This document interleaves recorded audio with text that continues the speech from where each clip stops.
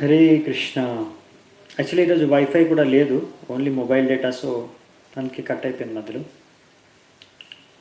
Link share చేస్తున్నాను నేను.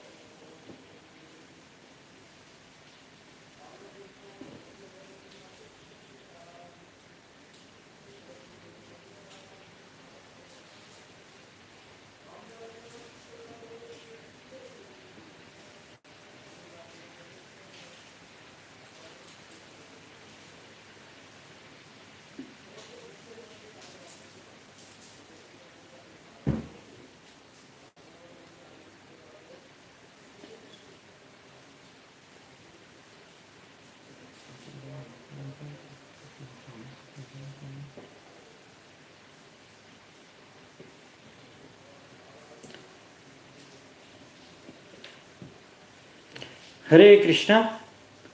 So I think మన డివోటీస్కి తెలిసిపోయింది అనుకుంటా లింక్.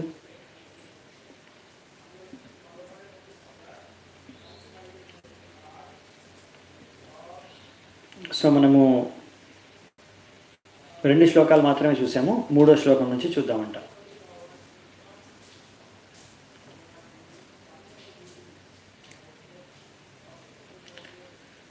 ఓకే. సో ఈరోజు రేపు అలా ట్రబుల్ ఉండొచ్చు, ఎందుకంటే రేపు కూడా ఈ సైక్లోనిక్ రెయిన్స్ ఉన్నాయన్నమాట. ఈ ఏరియాలో అంతా రెయిన్స్ పడుతున్నాయి, అంటే వానలు పడుతున్నాయి సైక్లోన్ కారణంగా.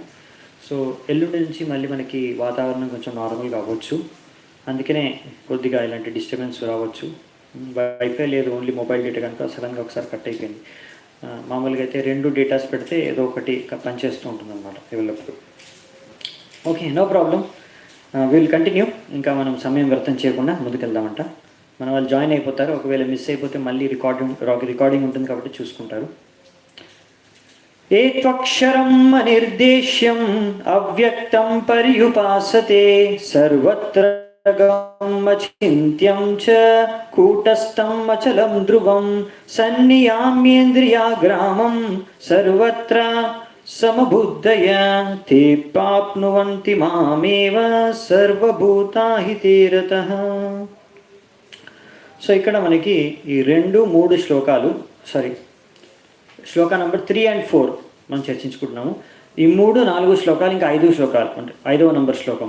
ఈ 3 శ్లోకాల్లో ఈ యొక్క నిరాకారవాదుల ధ్యాన మార్గం ద్వారా ఆ బ్రహ్మజ్యోతిని ధ్యానం చేసుకుని అందులో లీనం అవ్వాలనుకునే వాళ్ళ గురించి ఇక్కడ చెప్తున్నారనమాట. సో ఆ మార్గాన్ని అనుసరించే వాళ్ళు ఎవరైతే ఇక్కడ అక్షరం అనిర్దేశ్యం అవ్యక్తం పర్యుపాసతే, అర్థమవుతుంది కదా. అవ్యక్తం అంటే వ్యక్తి రూపంగా కాకుండా అవ్యక్త రూపంగా, అంటే ఆ బ్రహ్మజ్యోతి. అలా వాళ్ళని సర్వత్రగం అచింత్యం చ కూటస్థం అచలాద్రం, ఇవన్నీ వాటి యొక్క లక్షణాలు. వాళ్ళు ఆ యొక్క బ్రహ్మజ్యోతి యొక్క లక్షణాలను ఇక్కడ పెట్టి చెప్తున్నారన్నమాట.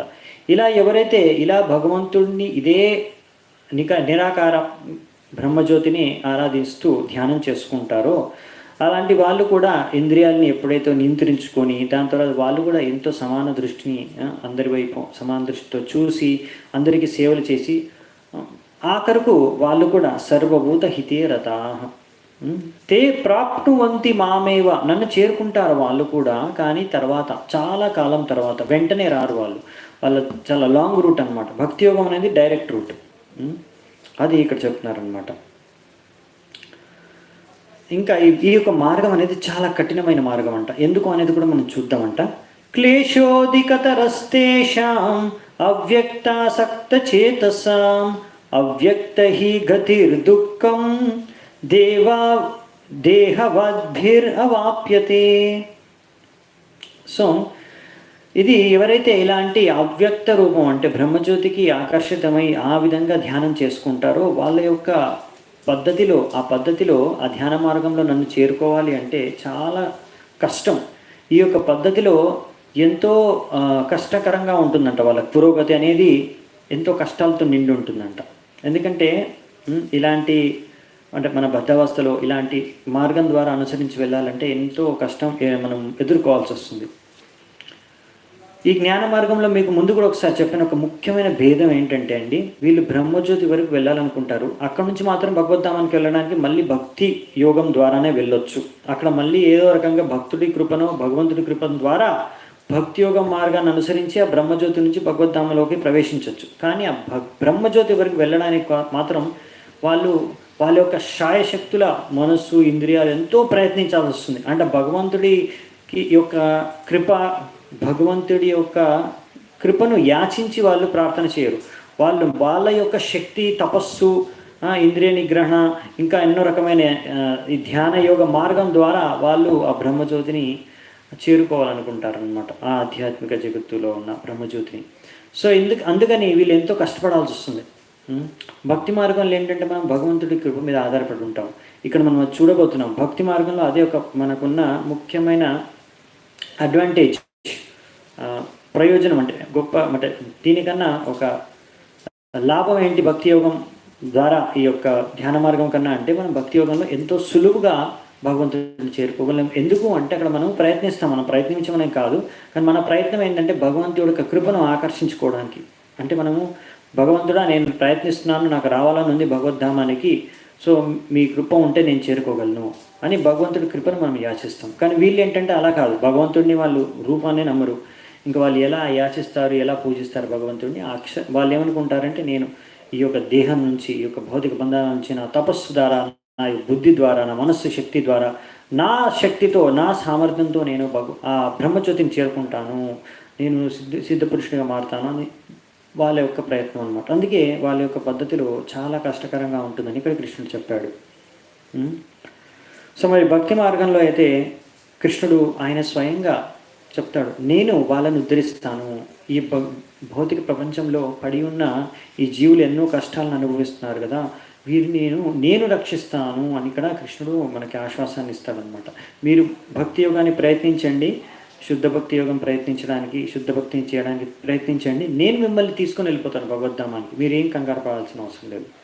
ఎలాగైతే ఒక చిన్న పిల్లవాడు తన తల్లిదండ్రుల మీద ఆధారపడి ఉంటాడో, సో ఆయనకి ఏం కావాలనేది ఆయన అడిగితే చాలు, ఆయన కొంచెం ప్రయత్నిస్తే చాలు, తల్లిదండ్రులు ఎలా సహాయం చేసి అన్నీ అందిస్తారో అలా అనమాట భక్తి యోగం అనేది.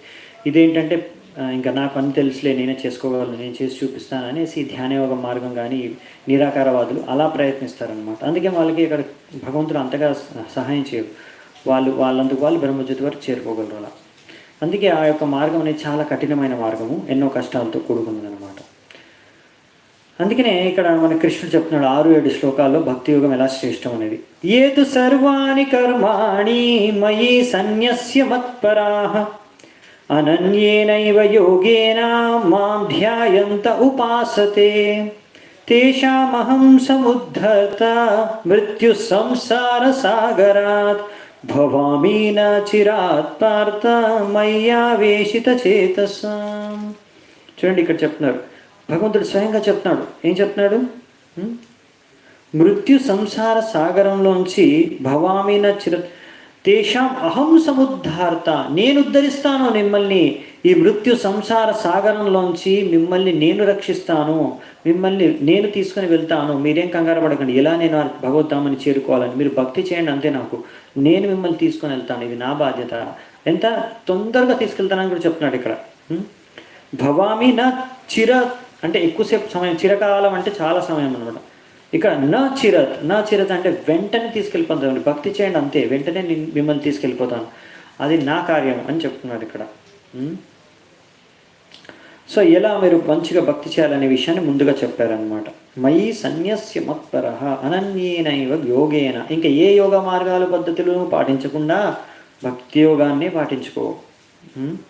ఎవరైతే ఇలా శుద్ధ భక్తిని చేసుకుంటారో, అన్ని కార్యాలు మనస్సుని భగవంతుని కేంద్రించుకొని ఆరాధిస్తారో వాళ్ళని భగవంతుడు అంటున్నాడు, నేనే వాళ్ళని ఈ యొక్క మృత్యు సంసార సాగరంలోంచి ఉద్ధరిస్తాను అని. అందుకనే మనం ఎప్పుడు మన భక్తి యోగాలు మనం ఎక్కువగా టెన్షన్ తీసుకోవాల్సిన అవసరం లేదు. అరే నేను చేరుకోగలనా, నేను ఆ భగవద్ధామానికి వెళ్ళగలనా. మనం భక్తి యోగం మాత్రం శుద్ధంగా మనము సాధన చేసుకుంటూ వెళ్ళాలంతే. మనకి ఇంకా చేరుకోగలమా లేదా అనే విషయాన్ని గురించి మనం బెంగ పెట్టుకోవాల్సిన అవసరం లేదని ఇక్కడ వరాహ పురాణంలో కూడా చెప్పారంట. నయామి పరమం స్థానం అర్చిరాది గతిం వినా గరుడ స్కందం ఆరోప్య యతిచ్చం అనివారితః. సో ఇక్కడ ఏం చెప్తున్నారంటే భగవంతుడు మీ బాధ్యతను వహిస్తున్నాడు. ఇక్కడ మీరు భక్తి చేయండి, భగవంతుడు అంట నేను బాధ్యత తీసుకుంటాను. ఆయన అంటున్నాడు గరుడ స్కందం ఆరోప్య. గరుడు మీద భగవంతుడు వచ్చి ఇప్పుడు మనం సాగరంలో మునుగుతున్నాం అనమాట. జన్మ మృత్యు ఈ యొక్క సంసారంలో సాగరంలో మనం ఇక్కడ మునుగుతుంటే మనం భగవంతుడిని ఆ యొక్క భగవంతుడిని ప్రార్థించుకుంటాం, నన్ను రక్షించండి, నన్ను కాపాడండి అంటే. భగవంతుడు గరుత్మంతుడి మీద వచ్చి మనని చేత్తో తీసుకొని మనం భగవద్ధామానికి వెళ్ళిపోతారని ఇక్కడ చెప్తున్నారు వరాహ పురాణంలో. అలాగే నారాయణీయ శాస్త్రాల్లో ఏం చెప్తున్నారంటే యావై సాధన సంపత్తి పురుషార్థ చతుష్టయే తయా వినా తదాప్నోతి నరో నారాయణాశ్రయ. సో అందుకనే మనము ఇలా ఇంకా వేరే ఏ యోగ మార్గాలు పద్ధతులు అనుసరించకుండా భగవంతుని మాత్రమే ఆశ్రయించి మనము ఒకవేళ ఈ పద్ధతిని భక్తి యోగను పాటించేస్తాం అనుకోండి, ఇంకా మనం ఏ యోగ పద్ధతుల ద్వారా ఏ తపస్సు, ఇంకా ఏ యజ్ఞాలు, ఏ దానాలు, ఏ పుణ్యకార్యాల వల్ల ఎలా మనం లభించుకోవచ్చు అవన్నీ భక్తి యోగం చేసుకుంటే సరిపోతుందండి. భగవంతుడుకి మనము అన్ని మార్గాలన్నీ చేసిన వాళ్ళం అయిపోతాం, అన్ని ఫలితాలు మనకు దొరుకుతాయి, భగవద్ధామానికి వెళ్ళిపోతాం. అందుకనే కృష్ణుడు లాస్ట్లో చెప్తాడు కదా, సర్వధర్మాన్ పరిత్యజ్య అమేఘం శరణం వ్రజ అహం త్వాం సర్వపాపేభ్య మోక్షయిష్యామి మా శుచః. మిగతా అన్ని వదిలేసేయండి, మీ ఏ ధర్మాలు మీరు ఏ పద్ధతులు అన్నీ వదిలేసేయండి, నన్ను శరణాగతులు అవ్వండి, మిమ్మల్ని నేను ఉద్ధరిస్తాను అని.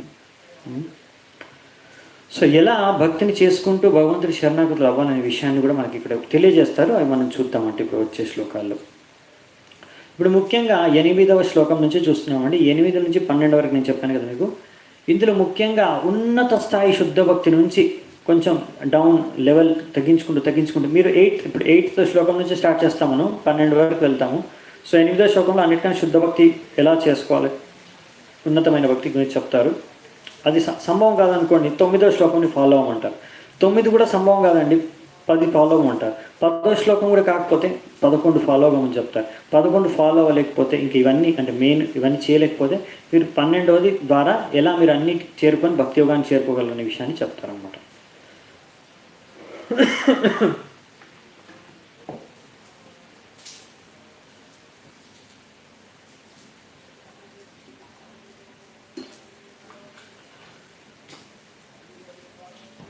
సో 8వ శ్లోకం చూస్తున్నాం మనం.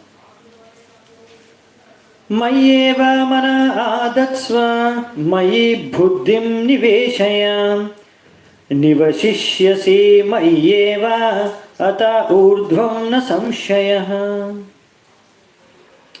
సో ఇక్కడ ఏం చెప్తున్నారంటే నీ యొక్క మనస్సుని నా మీద కేంద్రీకరించు. మయ్యేవ మన ఆదస్త్వ, నీ యొక్క మనస్సుని నా పైన కేంద్రీకరించు, నా యొక్క రూపం పైన. ఇంకా నీ యొక్క బుద్ధిని మయి బుద్ధిం నివేశ, నీ బుద్ధిని కూడా నాపైనే నియుక్తంగా నించు. దీని ద్వారా నువ్వెప్పుడు నాతో పాటు నివసిస్తావు. నివసిష్యసి మయ్యేవ అత ఊర్ధ్వం న సంశయ. దీంట్లో ఏ సంశయము లేదు. నువ్వు ఈ విధంగా భక్తి చేసుకున్నావు ఎల్లప్పుడూ నీ మనస్సు ధ్యానం నీ బుద్ధిని అన్నిటి నా మీద కేంద్రీకరించి నీ కార్యాలు చేసుకుంటూ ఉంటే నువ్వు నా దగ్గరికి వచ్చేస్తావు, నాతో నివసిస్తున్నట్టే లెక్క. తర్వాత కూడా నువ్వు వచ్చేస్తావు అని ఇక్కడ చెప్తున్నాను అనమాట.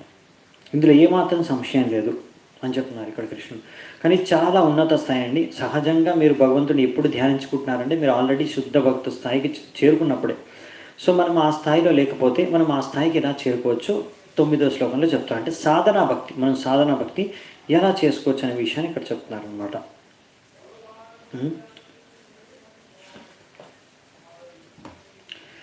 సో మనం ముందు చూసింది చాలా ఉన్నతమైన భక్తి, అది శుద్ధ భక్తి స్థాయికి చేరుకున్న తర్వాత మనం ఆ స్థాయిలో లేకుంటే ఇప్పుడు 9వ నంబర్ శ్లోకం చూస్తాం. ఎలా మనం అభ్యాసం చేసుకుంటూ సాధన చేసుకుంటూ ఎలా మనం ఆ ఉన్నత భక్తిని కూడా శుద్ధ భక్తిని చేసుకోవచ్చు అని. సో 8, 9 రెండు శుద్ధ భక్తికి సంబంధించిన శ్లోకాలే, ఉన్నతమైన భక్తే. కానీ 8వ శ్లోకంలో ఆల్రెడీ వాళ్ళ ఆ స్థాయికి చేరుకున్నారు. ఇప్పుడు సహజంగా వాళ్ళు భగవంతుడిని ధ్యానం చేసుకుని ఎప్పుడు భగవంతుడి ధ్యానంలో ఉండగలుగుతున్నారు. ఇప్పుడు మనం ఇక్కడ సాధన భక్తులు ఏంటంటే మనకి ఇంకా అంత ఆ స్టేజ్కి మనం చేరుకోలేదు, కానీ అది ఆశించి మనం చేరుకోవాలనే ఆశతో ఇప్పుడు మనము ప్రయత్నిస్తున్నాం అన్నమాట. మీరు అందుకే కృష్ణుడు అంటారు, మీరు ఒకవేళ ఆ స్టేజ్కి రాలేదనుకోండి, ప్రయత్నించండి, సాధన భక్తి ద్వారా మీరు ప్రయత్నించండి, ఆ యొక్క స్థాయికి చేరుకోగలరు అని. అత చిత్తం సమాధాతుం న శక్నోషి మయి స్థిరం అభ్యాసయోగేన తతో మామిచ్ఛాప్తుం ధనంజయ. ఇక్కడ ఏం చెప్తున్నారంటే, ఓ ధనంజయ, అర్జున, ఒకవేళ నువ్వు అలా ఏమాత్రం అనన్య అంటే ఎక్కడ నీ యొక్క చేతనని అటు ఇటు ధ్యానం కోల్పోకుండా నన్ను ఎల్లప్పుడూ ధ్యానించుకోలేకపోతే నువ్వు ఈ యొక్క సాధనా భక్తి ద్వారా నియమనిష్టాల ద్వారా, అందుకే మనము ఈ 16 మాలలు జపము, ఇంకా అలాగే 4 నియమాలు, ఇంకా నవవిధ భక్తులు చేస్తాం కదా, రోజు భగవద్గీత భాగవతం చదువుకోవడం వినడం, ఇలా ఎన్నో రకాల సేవలు భగవంతుడికి చేసుకుంటూ కీర్తన చేసుకుంటూ ఇలా ఎన్నో విధాలుగా మనము భగవంతుడిని ఎప్పుడు ధ్యానం చేసుకోవడానికి ప్రయత్నిస్తున్నాం అన్నమాట. ఎందుకంటే మనకు సహజంగా భగవంతుడి పైన మన యొక్క మనస్సు ధ్యానం అనేది వెళ్ళట్లేదు, అది వాస్తవం. అది కృష్ణుడు కూడా చెప్తున్నాడు. అందుకే మీరు ఆ స్థాయిలో లేకపోతే ఒకవేళ అర్జున నువ్వు ఇది ప్రయత్నించు, ఈ విధంగా నువ్వు చేసుకోవచ్చు. అందుకే మనం ఎవరో ఒకసారి అడుగుతుంటారు, ఏంది ప్రభుజీ ఇది మనం 16 మాలలు చేస్తేనే శుద్ధ భక్త? మనం మనసులో ఎప్పుడైనా తలుచుకోవచ్చు భగవంతుడిని, ఇలా 16 మాలలే చేయాలని ఇక్కడ ఏంటి అవసరం అని మనం సహజంగా ఎప్పుడైనా చింతించుకోవచ్చు, ఎప్పుడైనా మనసులో ధ్యానం చేసుకోవచ్చు భగవంతుడిని. కానీ మీరు చేసుకుంటారా అలా? ఎన్నిసార్లు ధ్యానం చేసుకుంటారండి? ఒకవేళ మీరు ఆలోచించండి, భగవంతుడిని నమ్ముతారు కరెక్టే, కానీ ఎన్నిసార్లు మీరు ఈ ఇస్కాన్కి వచ్చినప్పుడు కానీ ఈ హరే కృష్ణ మహామంత్రం జపించడం ఆరంభించకన్నా ముందు మీరు రోజుకి పొద్దు నుంచి 24 గంటలు ఎన్నిసార్లు భగవంతుడిని గుర్తు చేసుకుంటారు? మీరు ఆలోచించండి. 1 సారి, 2 సార్లు, 3 సార్లు, 10 సార్లు, అవునా? అంత కూడా ఎవరు చేసుకోరు. ఇప్పుడు మనం 16 మాలల్లో ఎన్నిసార్లు భగవంతుడి నామని జపిస్తున్నాం? మీరు లెక్క చేసుకోండి. ఒక మాలలో మనకి హరే కృష్ణ హరే కృష్ణ కృష్ణ కృష్ణ హరే హరి, 4 కృష్ణులు 4 రావణులు, ఎన్ని సార్లు వచ్చేసి హరే కూడా భగవంతుడి శక్తి. సో అలా 108 సార్లు ఇంటూ మీరు ఎన్నైనా భగవంతుడి నామాలు వస్తాయి అక్కడ. అలా 16 మాలలు చేసుకుంటే ఎన్నిసార్లు మనం ధ్యానం చేసుకుంటున్నాం? చాలాసార్లు ధ్యానం చేసుకుంటాం. ఇంకా అలా అన్నిసార్లు చేసుకున్న తర్వాత సహజంగా కూడా మనకు మిగతా సమయాల్లో కూడా ఒక్కొక్కసారి భగవంతుడి ధ్యానం అనేది జరుగుతుంది. అలా మరి ఇంకా వివిధ రకాల భక్తి మార్గం చేస్తే, మాలలు చేసుకోవడం కాకుండా భగవద్గీత పాఠం వినడం కానీ చదువుకోవడం కానీ చేస్తే, భాగవతం చదువుకోవడం వినడం కానీ చేస్తే, ఇంకా మందిరానికి వెళ్ళి ఏమైనా భగవంతుడి విగ్రహార్థన సేవ చేసిన, ఇంట్లో అయినా విగ్రహార్థన సేవ చేసిన, ఇలా ఎన్నో విధాలుగా మనము ఏదో ఒక రకంగా భగవంతుడిని ఎన్నోసార్లు ఎంతోసేపు భగవంతుడిని ధ్యానం చేసుకోవచ్చు. అందుకనే ఇలా మనకు ఇవి నియమనిష్టాలతో మనం ఉన్నప్పుడు మనం ఏంటంటే ఆ నియమనిష్టాల ఒక ముఖ్య లక్ష్యం అది మనకు భక్తి రసామృత సింధులో వస్తుంది. అది మెయిన్ భక్తి రసామృత సింధులో మెయిన్ ఫౌండేషనల్ ప్రిన్సిపల్ ఏంటంటే ఎల్లప్పుడూ ఇవన్నీ నియమాలు ఎందుకున్నాయి, ఇన్ని రకాల అనిష్ట నియమాలు ఎందుకున్నాయి అంటే భగవంతుడిని ఎల్లప్పుడూ మనం గుర్తుంచుకోవడానికే, ఎప్పుడూ భగవంతుడిని మర్చిపోకుండా ఉండడానికే. ఇదన్నమాట ముఖ్యమైన కారణం. ఎందుకండి ఇన్ని నియమాలంటే ఎల్లప్పుడూ భగవంతుడిని గుర్తుంచుకోవడానికి, భగవంతుడిని మర్చిపోకుండా ఉండడానికి. సో అదే ఇక్కడ కృష్ణుడు చెప్పేది, మీరు అలా నియమనిష్టాలతో నన్ను భక్తి చేసుకుని ఆ విధంగా మీరు కూడా నన్ను చేరుకోగలరు. అదే చెప్తున్నారు ఇక్కడ, మామిచ్ఛాప్తుం ధనంజయ. దీని ప్రకారం కూడా మీరు నన్ను చేరుకోవచ్చు ఈ ద్వారా కూడా. సో కానీ మరి ఈ యొక్క భక్తి నియమిష్టాలతో రెగ్యులేటివ్ ప్రిన్సిపల్స్ అన్నీ పాటించుకుంటూ ఎలా మనం భక్తిలో ముందుకెళ్ళాలి, దానికోసం మరి మన మనస్సుకు నచ్చినట్టుగా చేసుకోకూడదు. మనము గురువు ఆదేశానుసారంగా, గురువు యొక్క అధ్యక్షతలో మనం భక్తిని చేసుకోవాలన్నమాట. భక్తి యోగిని అనుసరించాలి, మనకి ఇష్టం వచ్చినట్టు కాకుండా గురువు సాధు శాస్త్రాలు, ఇంకా ముఖ్యంగా ఇక్కడ రాశారు, under the guidance of an expert spiritual master. గురువు ఆ దీక్షతలో మనం చేసుకోవాలి. అలా ఎప్పుడైతే మనము గురువు యొక్క ఆదేశానుసారంగా మనం భక్తి మార్గంని ఈ యొక్క సాధన భక్తిని అనుసరిస్తాము, అప్పుడు మనము తప్పకుండా ఒక సమయంలో భగవద్ధామానికి చేరుకుంటాము, లేకపోతే ఆ శుద్ధ ప్రేమను భగవత్ ప్రేమను పొందగలుగుతాము అని ఇక్కడ రాశారు ప్రభుపాదుల వారు. ఇప్పుడు ఈ స్టేజ్ చేసుకోలేకపోతే కూడా నెక్స్ట్ ఒకవేళ మీరు ఇంత శుద్ధ భక్తి ధ్యానం చేసుకోలేని అనుకున్నారనుకోండి, మన వల్ల కాదు ఇంత అనుకున్నారనుకోండి, సరే నెక్స్ట్ స్టేజ్ కూడా ఉంది. అభ్యాసప్య సమర్థోసి మత్కర్మ పరమో భవ మదర్థం అపి కర్మాణి కుర్వాన్ సిద్ధిమవాప్స్యసి.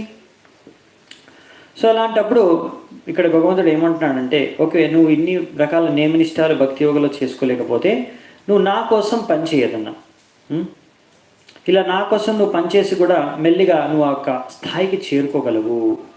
నా కొరకు కర్మ చేయుట ద్వారా నీవు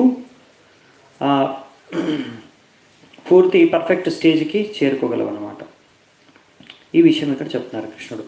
అంటే మనం ఒకవేళ డైరెక్ట్ భక్తి చేయలేకపోతే ప్రభుపాదుల వారు ఇక్కడ క్లియర్గా మనకు ఇక్కడ మనకు కృష్ణుడు మనకు తత్వాలని చెప్తుంటే ఆ తత్వాల యొక్క అర్థం ఏంటి, అసలు మన నిజ జీవితంలో దాన్ని ఎలా ఉపయోగించుకోవచ్చు అని మనకు శిల ప్రభుపాదుల వారు తాత్పర్యంలో రాశారు. అందుకే మనకి భగవద్గీత యథాతథము, మన ఏదైతే భగవద్గీత యథాతథం ఇందులోంచి మీరు చదువుకోండి, మీరు చదువుకుంటే కూడా వేరే భగవద్గీతల నుంచి చదివారనుకోండి అక్కడ మీకు సరిగ్గా అర్థం కాదు.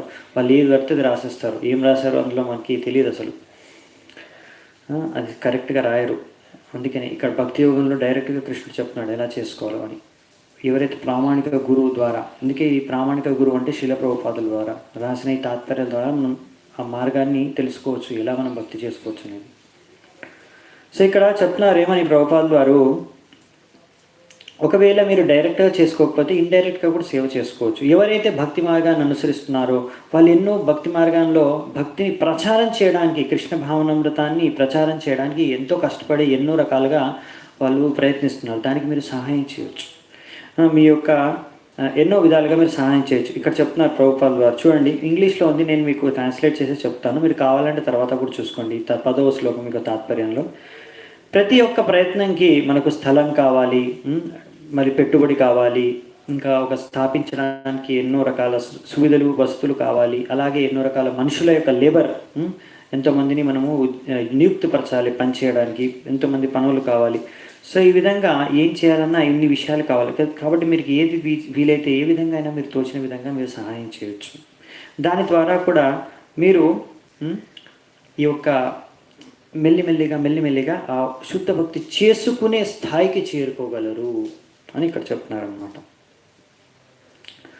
సో అందుకనే ఇక్కడ మనం ఇంకా చెప్తున్నారు, ఏమైనా భగవంతుడి మందిరాన్ని నిర్మించడానికి కానీ, భగవంతుడి యొక్క ప్రచారానికి ఏ విధంగానైనా సరే మీరు సహాయం చేయండి. భగవంతుడి యొక్క పుస్తకాలని ప్రచురించడానికి కానీ, ఇలా ఎన్నో విధాలుగా భగవంతుడి ప్రచారం చేసే వాళ్ళకి మీరు సహాయం చేయండి. ఆ విధంగా మీరు ఆ స్థాయికి చేరుకుంటారు మెల్లిమెల్లిగా, భగవంతుడిని శుద్ధ భక్తి చేసుకునే స్థాయికి. ఒకవేళ మీరు ఇది కూడా చేసుకోలేరు అనుకోండి, డైరెక్ట్గా భగవంతుడికి సహాయం చేయలేరు అనుకోండి. ఎందుకు అంటే ఏవో రకాల బంధనాలు ఉన్నాయి, ఇంట్లో ఏవో నిబంధనలు ఉన్నాయి, ఏదో సమస్యలు ఉన్నాయి, దాని కారణంగా మీరు డైరెక్ట్గా భగవంతుడికి సేవ చేసుకోలేదని. సరే మీరు ఏదో పని చేసుకుంటున్నారు కదా, ఆ పని చేసుకున్నాక మీ యొక్క కర్మ ఫలాల్ని ఏదో ఒక మంచి కార్యానికన్నా ఉపయోగించండి. వీలైతే భగవంతుడికి ఎలా ఇవ్వండి, లేకపోతే ఎవరికైనా ఇవ్వండి. కనీసం ఆ ఫలాన్ని ఎప్పుడైతే మీరు త్యాగం చేసి ఏవైనా దాన ధర్మాలు చేస్తే కూడా దాని ద్వారా మీ చేతన శుద్ధి చెంది మీరు భగవంతుడికి సేవ చేసుకునే స్థాయికి చేరుకోగలరు అని ఇక్కడ వచ్చే శ్లోకంలో 11వ శ్లోకంలో చెప్తున్నారు. అతైతదప్యశక్తోసి కర్తుం మద్యోగమాశ్రితః సర్వకర్మ ఫలత్యాగం తతః కురు యతాత్మవాన్. సర్వకర్మ ఫలత్యాగం, నీ కర్మ ఫలాల్ని త్యాగం చేయి, ఎవరికొకరికి ఏదో ఒక మంచి కారణానికి ఉపయోగించు, దాన ధర్మాలు చేయి. దాని ద్వారా నీ కొంచెమన్నా నీ చేతన అనేది శుద్ధి చెంది నువ్వు ఆ ఉన్నత చేతనానికి చేరుకోగలవు. ఆ ఉద్దేశంతో కనుక మీరు ఏమైనా దాన ధర్మాలు చేసినా కానీ పర్వాలేదండి ఇక్కడ చెప్పారు. అప్పుడు ఎందుకంటే ఏదో ఒక రోజు నేను శుద్ధ భక్తి చేసుకోవడానికి నాకు అవకాశం దొరుకుతుంది, ఈరోజు నేనున్న పరిస్థితుల్లో ఎందుకో నేను చేసుకోలేకపోతున్నాను, భగవంతుడికి ఎలాగో సహాయం కూడా చేయలేకపోతున్నాను, అలాంటి కొన్ని పరిస్థితులు మీరు ఒకవేళ ఇరుక్కుపోతే అప్పుడు మీరు ఏదో ఒక రకంగా ఏదో ఒక దాన ధర్మాన్ని పుణ్యకార్యాలని చేయండి. మీరు చేస్తే ఒక రోజు మీరు భక్తి చేసుకునే స్థాయికి, శుద్ధ భక్తి చేసుకునే స్థాయికి చేరుకోగలరు అని చెప్తున్నారన్నమాట ఇక్కడ. సో ఇవన్నీ కలిపి ఇంకా ఎలా మీరు ఇవన్నీ శుద్ధ భక్తి చేసుకోలేకపోతే ఎలా మీరు నిమ్న స్థాయి నుంచి కూడా శుద్ధ భక్తి స్థాయికి వెళ్ళగలరు అనేది ఒక శ్లోకంలో 12వ శ్లోకంలో చెప్పి ఈ యొక్క విషయాన్ని ఇక్కడ చర్చని ముగించి ఇంకా దాని తర్వాత ఇంకో కాన్సెప్ట్ స్టార్ట్ అవుతుంది. సో 12లో ఏం చెప్తున్నారు చూద్దాం. శ్రేయో హి జ్ఞానమభ్యాస జ్ఞానాధ్యానం విశిష్యతే ధ్యానాత్ కర్మఫల త్యాగాత్ శాంతిరనంతరం.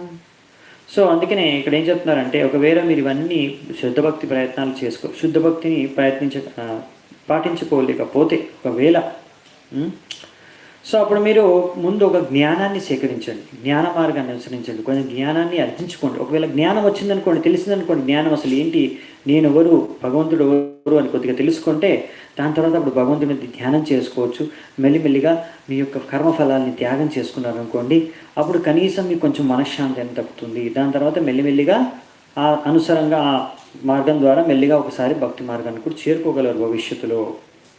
అలా ఇక్కడ చెప్పారనమాట. సో ఇప్పుడు భగవంతుడు స్వయంగా 13వ శ్లోకం నుంచి 20వ శ్లోకం వరకు చెప్తారు. భక్తుల్లో భక్తి చేసుకోవాలని చెప్పేశారు, అవునా? మరి ఇప్పుడు ఇంకొక ముఖ్యమైన విషయం అండి. ఇప్పుడు భగవంతుడు 13 నుంచి 20 శ్లోకాల్లో చెప్పేటివి ఏంటంటే లక్షణాలు, శుద్ధ భక్తుల్లో ఉండే లక్షణాలు. ఏ లక్షణాలు భక్తుల్లో ఉండేవి భగవంతుడికి చాలా ప్రియం.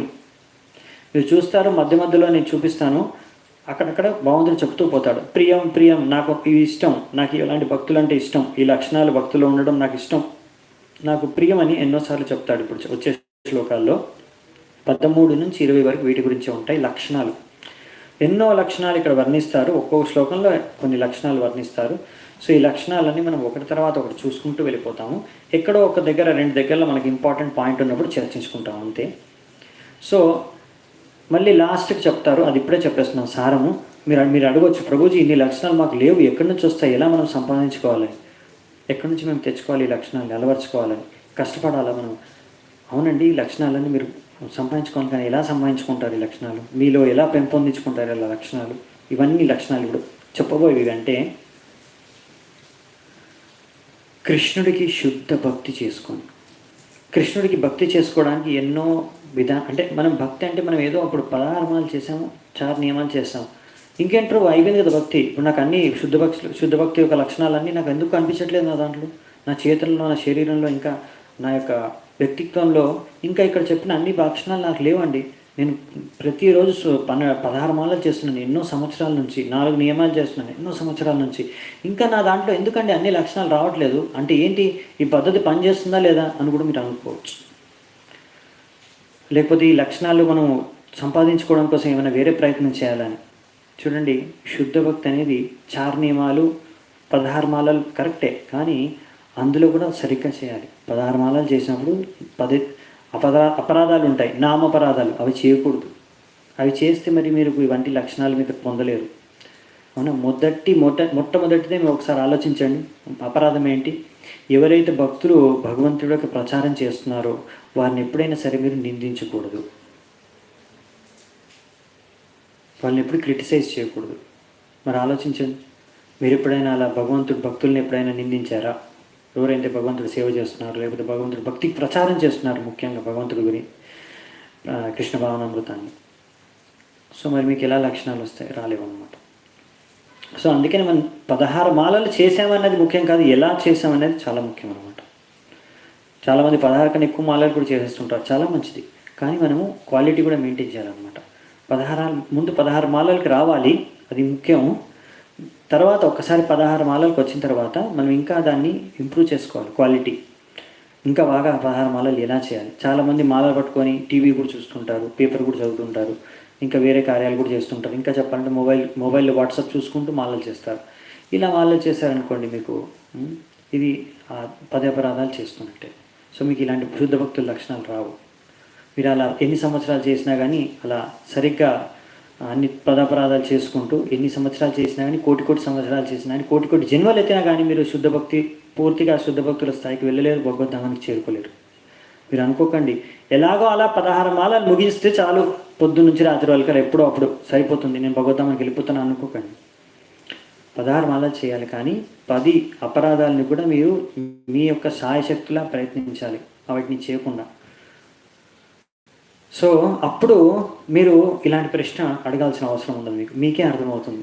మీరు ఇవన్నీ మనకు శిక్షాష్టకంలో కూడా చదువుకుంటాం, ఆ శిక్షాష్టకంలో కూడా చెప్తారు మనం భగవంతుడి యొక్క నామాన్ని ఎప్పుడు జపించాలి, సరిగ్గా జపించాలి అంటే జపం రోజు ఎలా, మరి 16 మాలలు మనం ఎన్నో అపరాధాలు అయిపోతున్నాయి, మరి అపరాధాల నుంచి ఎలా మనం అపరాధాలు చేయకుండా మాలలు చేసుకోవాలంటే దానికి కూడా చెప్తారు శిష్టాష్టకంలో. త్రినాదపి సునీచేన తరోరే విశ్వవిష్ణున అమానిన మానదిన కీర్తనీయ సదాహరి.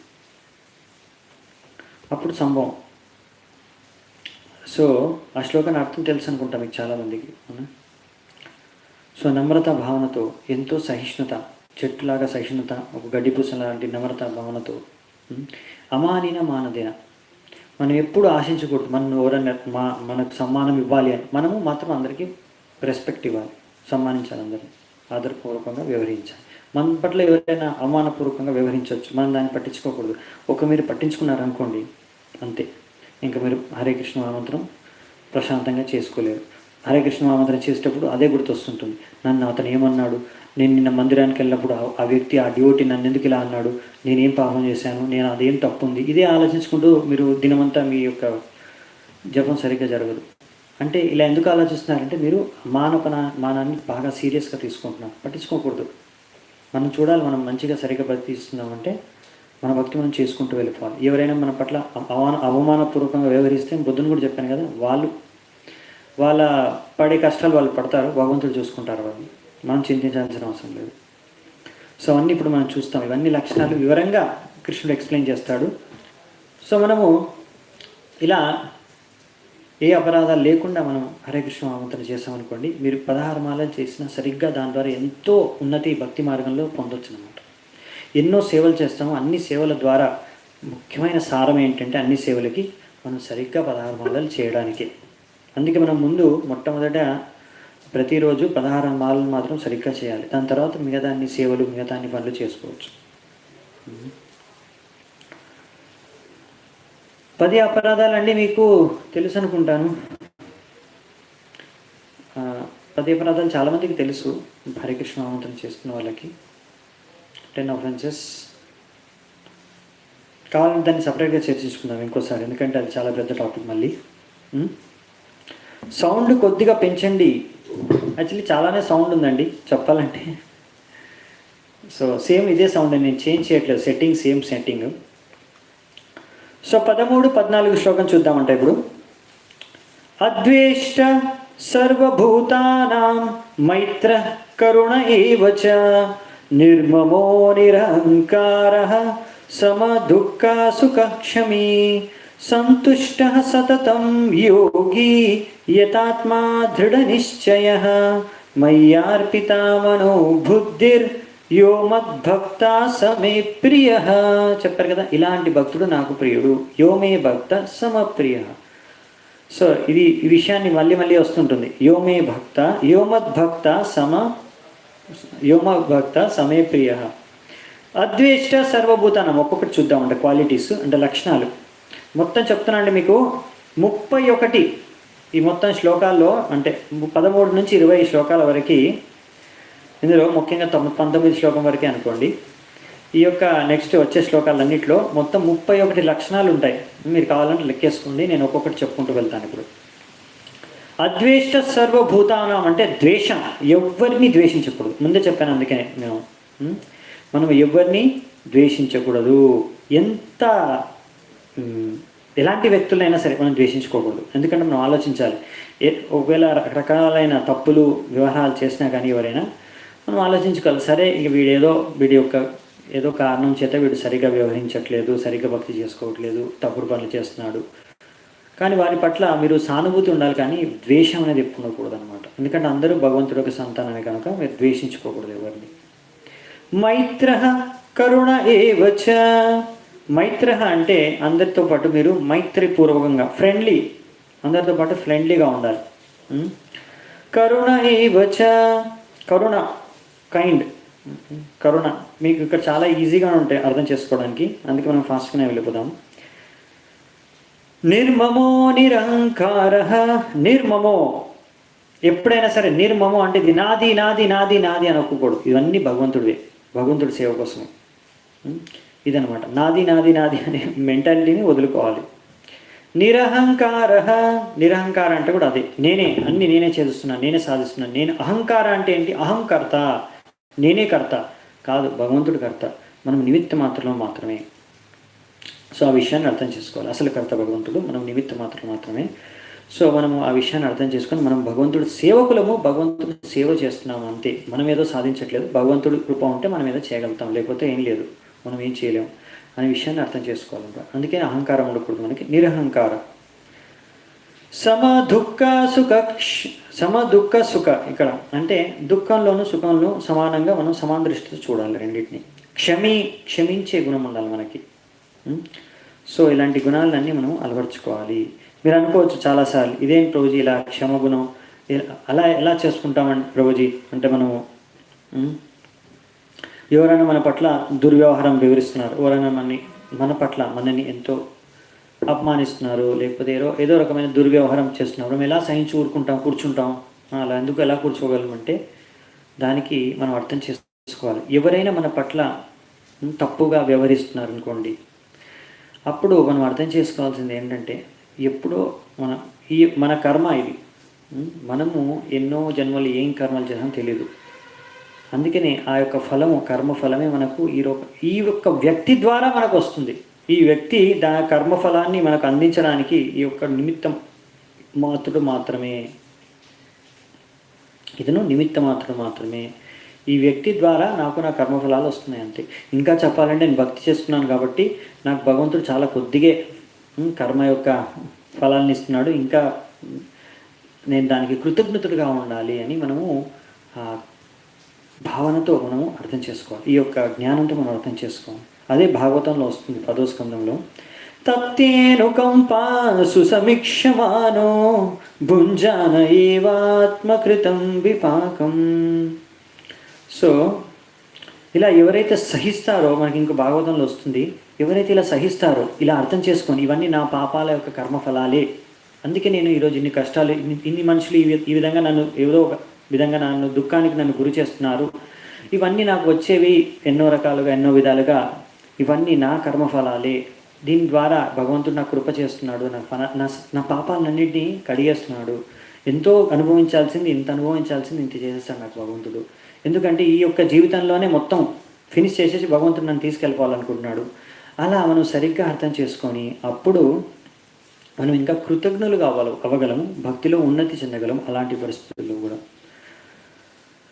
సో ఇలాంటి లక్షణాలు ఎవరైతే వ్యక్తపరుస్తారో భగవంతుడు అంటే భాగవతంలో వస్తుంది, వారికి భగవద్ధామం వెళ్ళడానికి వాళ్ళకి అర్హత ఉంది. అర్హత అంటే ఏమంటాం, క్వాలిఫికేషన్ కాదు, వాళ్ళకి హక్కు, వాళ్ళకి హక్కు దొరుకుతుందంట, రైట్. వాళ్ళ భగవద్ధామం వెళ్ళడానికి వాళ్ళకి హక్కు దొరుకుతుంది. అంటే ఇంకా వాళ్ళు కంపల్సరీ వాళ్ళకి వెళ్ళాల్సిందే అలాంటి వాళ్ళు అని భాగవతంలో వస్తుంది. మనం అప్పుడు వచ్చినప్పుడు చూసుకుందామంట.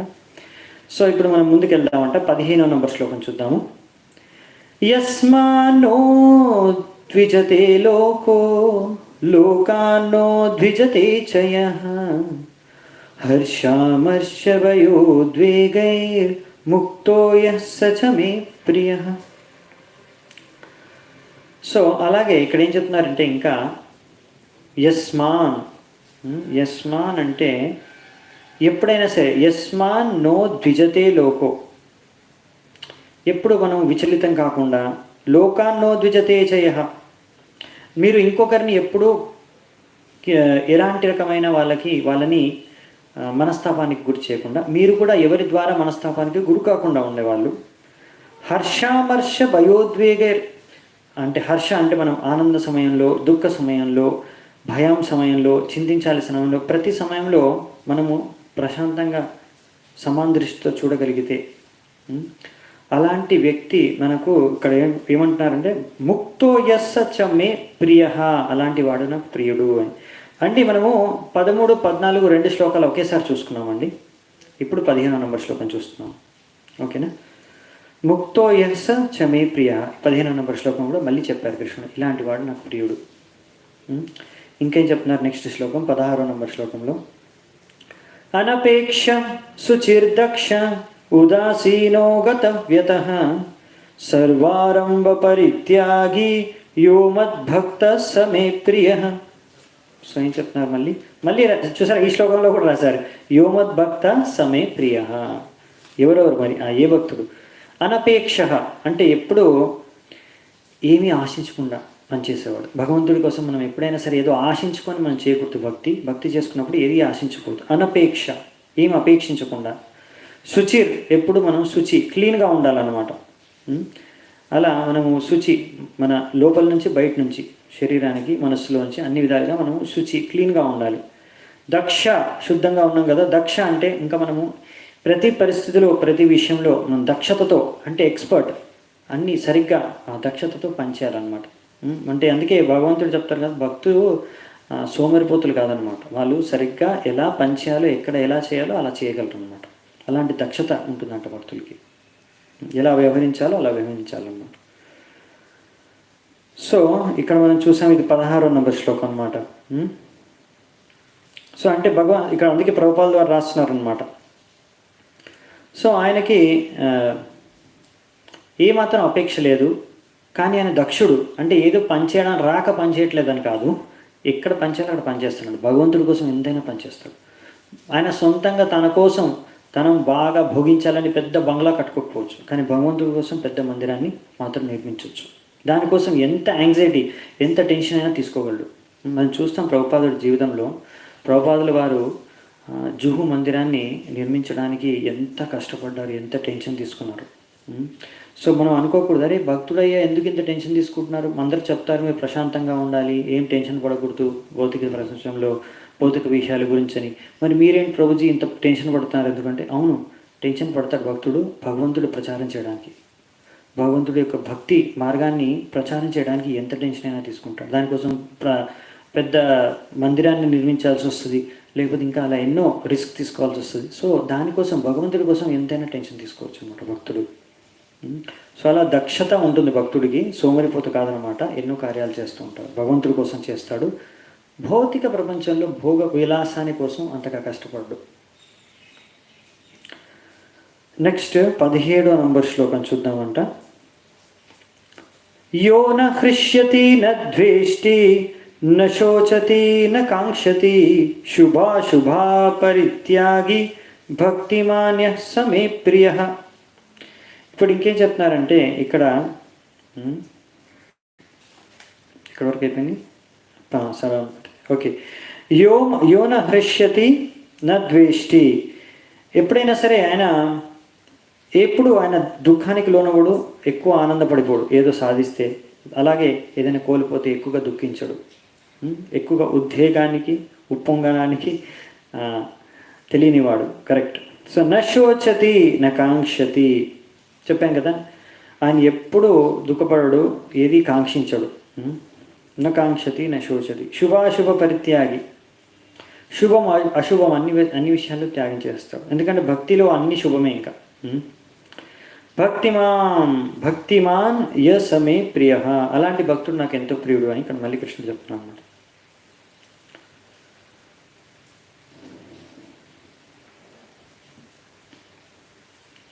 పద్దెనిమిది 19 శ్లోకాలు ఒకేసారిగా ఉన్నాయి, రెండు కలిపి చర్చించుకుందాం. సమః శత్రౌ చ మిత్రే చ తథా మానాపమానయో శీతోష్ణ సుఖ దుఃఖేషు సమః సంగా వివర్జితః తుల్య నిందాసుతిర్మౌని సంతుష్టో ఏన కేనచిత్ అనికేతః స్థిరమతిర్ భక్తిమాన్ మే ప్రియో నరః. భక్తిమాన్ మే ప్రియో నరః. ఇంకా ఇలాంటి భక్తుడు ప్రియుడు. సో ఎవరెవరండి? సమ శత్రు చ మిత్రే చ. శత్రువుని మిత్రుడిని సమానంగా చూసేవాడు.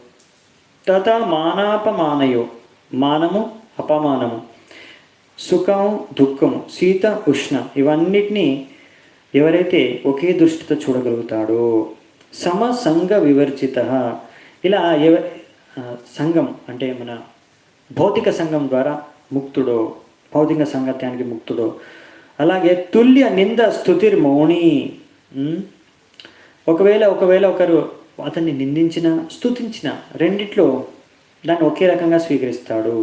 ఇంకా మౌని అంటే ఆయన పనికిరాని విషయాలు, భౌతిక విషయాల గురించి ఎప్పుడు మాట్లాడటం అనమాట. భగవంతుడి గురించి చర్చిస్తాడు, దానికి సంబంధించిన భగవంతుడికి సంబంధించిన విషయాల గురించి చర్చిస్తారు. అంటే భగవంతుడి కోసం ఇప్పుడు మీరు కూరగాయలు తెస్తున్నారనుకోండి మార్కెట్కి వెళ్ళి, అప్పుడు అక్కడ వెళ్ళినప్పుడు మీరు మాట్లాడాలి, కూరగాయల వాడి దగ్గర బేరం ఆడాలి.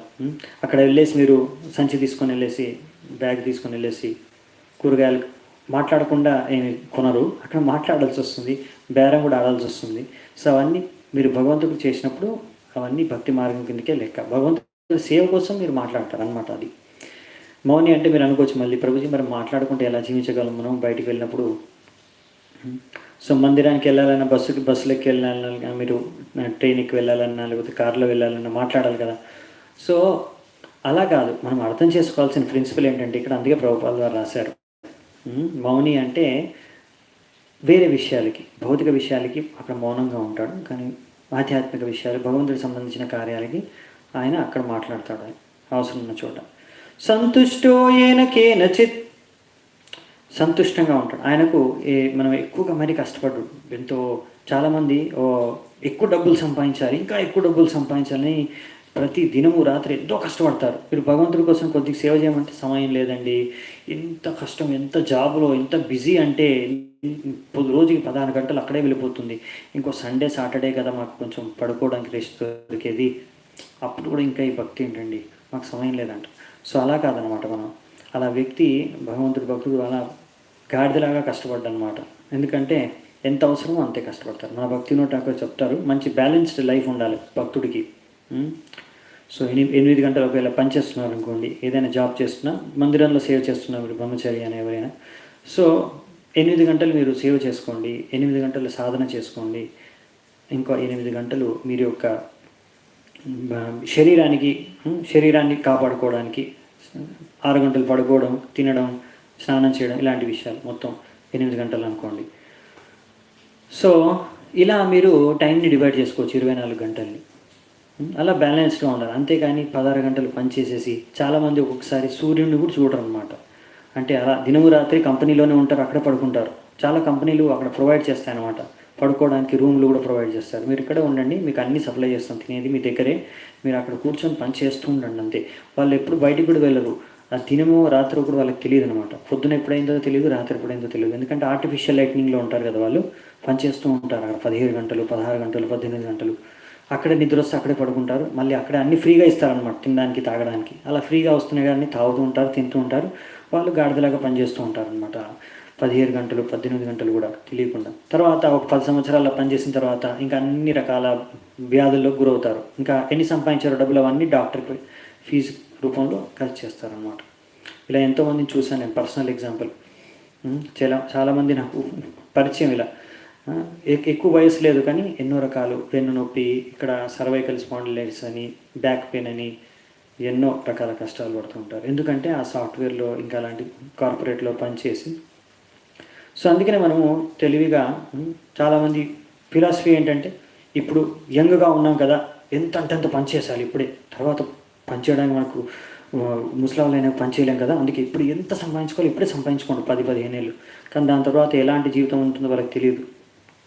సో అందుకనే సంతుష్టో ఏన కేనచిత్, సంతుష్టంగా ఉండాలట. మనం ఆ 8 గంటలు పని చేసుకొని ఎంత మనకు వస్తుందో దాని ద్వారా మనం దాంట్లో సంతుష్టంగా ఉండండి. అనికేత, అలాగే ఆయన ఎక్కువగా తను ఉండడానికి పెద్ద బంగ్లా కోసం ఎక్కువగా ప్రయత్నించడం. ఒక పెద్ద బంగ్లా కట్టడానికి జీవితం పెట్టేస్తుందండి ఒక్కొక్కరికి. సో దానికోసం ఆలోచించాడు, దానికోసం ఎక్కువగా ప్రయత్నించాడు. అనికేత స్థిరమతిర్, మతిని స్థిరంగా ఉంటుందంట ఆయనది. ఎందుకంటే సరైన జ్ఞానం ఉంటుంది కాబట్టి మతి స్థిరంగా ఉంటుందని చెప్పారు. నెక్స్ట్ వచ్చేసి భక్తిమాన్ మే ప్రియో నరహ. సో ఇలాంటి భక్తులు నాకు చాలా ప్రియుడు. సో ఇక్కడ ఇప్పటివరకు మనం 31వ గుణాలని, లక్షణాలని ఇక్కడ చూసాము. ఇవన్నీ భగవంతుడికి చాలా ప్రియమంట. సో లాస్ట్ కంక్లూడింగ్ శ్లోకం. ఏతు ధర్మామృతం ఇదం యతోక్తం పర్యుపాసతే శ్రద్ధదానా మత్పరమా భక్తస్తేతివ మే ప్రియ. సో ఈ విధంగా ఎవరైతే ఇలాంటి మార్గాన్ని అనుసరించి భక్తి చేసుకుంటారో, ఇంకా మొత్తం శ్రద్ధతో నాకు భక్తి చేసుకుంటారో వాళ్ళు ఈ యొక్క పరమ లక్ష్యాన్ని చేరుకుంటారు. నాకు ఇలాంటి భక్తులు చాలా చాలా ప్రియం. భక్తాస్తే తివ మే ప్రియ. పరమ లక్ష్యాన్ని చేరుకుంటారు, వీళ్ళు నాకు చాలా ప్రియమని ఇక్కడ కృష్ణుడు చెప్పి సమాప్తం చేస్తున్నాడు మనకి. సో ఇక్కడితో భక్తి యోగం అయిపోతుంది ఈ అధ్యాయము. చెప్పాను కదా చిన్న అధ్యాయం అని, 20 శ్లోకాలు చూసుకున్నాం ఈరోజు మనము. సో మనము రేపు ఉండదండి క్లాస్, మనకి రేపు మీటింగ్ ఉంది, మాకు షిఫ్ట్ అయిపోయింది శుక్రవారం నుంచి గురువారంకి. సో మళ్ళీ శుక్రవారం రోజు మాకు క్లాస్ ఉంటుంది. సో శుక్రవారం రోజు పొద్దున భాగవతంలో కలుద్దామంట. భగవద్గీత కూడా శుక్రవారం రోజు సాయంత్రం 4 గంటలకు ఉంటుంది. సో ఈరోజు ఏమైనా బిజీ ఉన్నారండి? మీకు క్లియర్గా ఉంది కదా ఇప్పటివరకు ఆడియో వీడియో? ఎందుకంటే చాలామంది ఈరోజు తక్కువ కనిపిస్తున్నారు, నాకు ఓన్లీ 48 మెంబర్స్ కనిపిస్తున్నారు ఈరోజు క్లాస్లో. ఏమన్నా సమస్య ఏంటనేది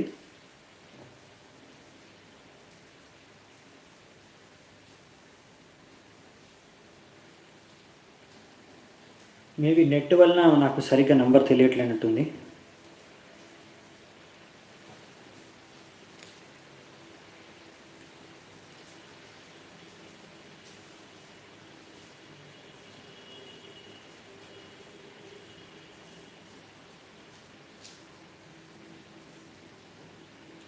ఓకే అండి, ఎనీవే మనకి ఈరోజు అయిపోయింది, పూర్తయిపోయింది అధ్యాయం.